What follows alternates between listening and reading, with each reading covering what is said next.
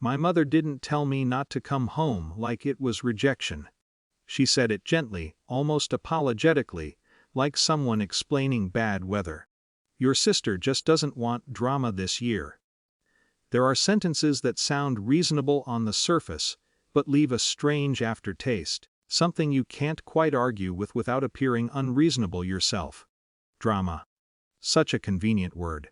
It doesn't accuse, doesn't specify, doesn't require evidence. It simply implies that your presence carries risk. I remember standing in my apartment kitchen, phone pressed to my ear, nodding at no one. "It's okay," I said. Because what else do you say when exclusion is framed as accommodation? Thanksgiving arrived with an unfamiliar quiet. The kind that makes ordinary sounds feel amplified: refrigerator hum, footsteps, the faint city noise bleeding through windows. Solitude has weight during holidays. Not sharp pain. Something heavier. Diffuse. I went to a restaurant mostly to escape my own apartment. A practical decision disguised as casual independence.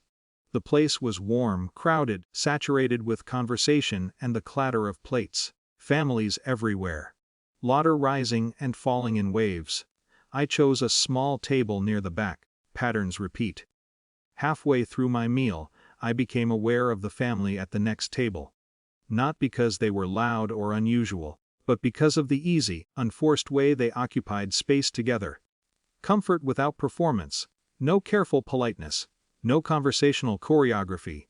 Just presence. At some point, the older woman noticed me.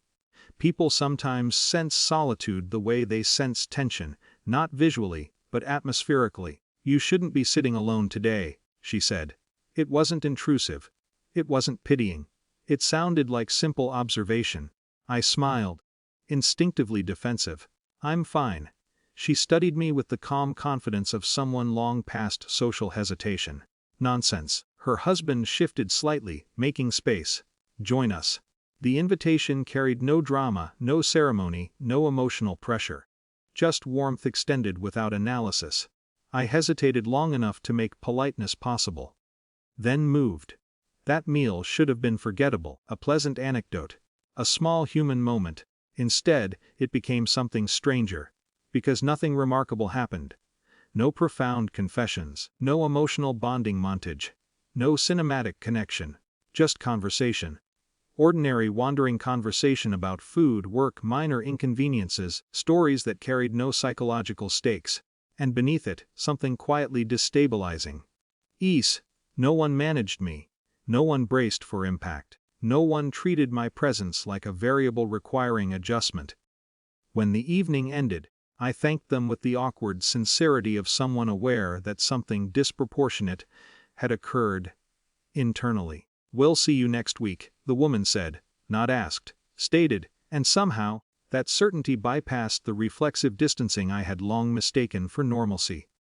Next week became next month.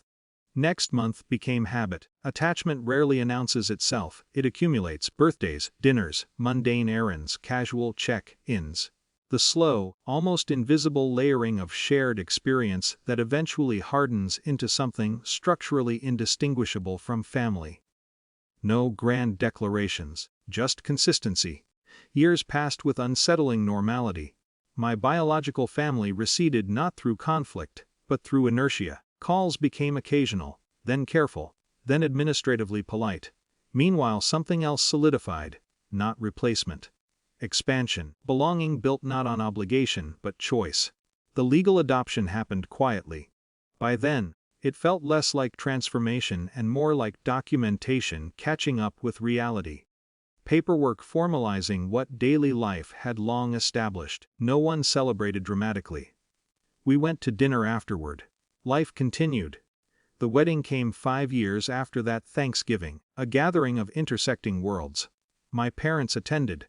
Of course they did. Weddings still possess ceremonial gravity, even for relationships defined by distance. The room carried its predictable emotional textures: music, conversation, polite nostalgia, carefully maintained social equilibrium. Until the introductions began.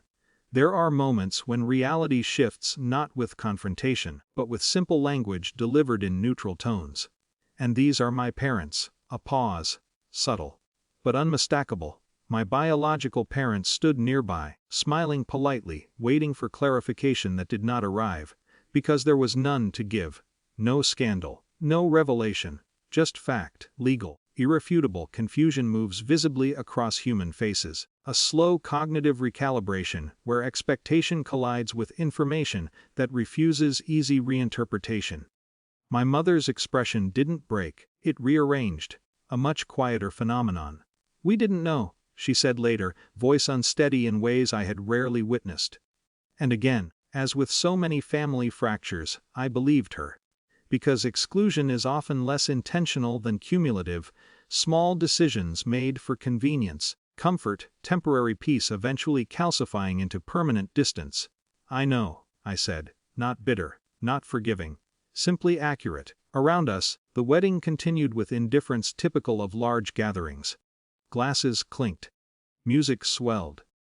Conversations resumed their natural currents. Life rarely pauses for personal revelations.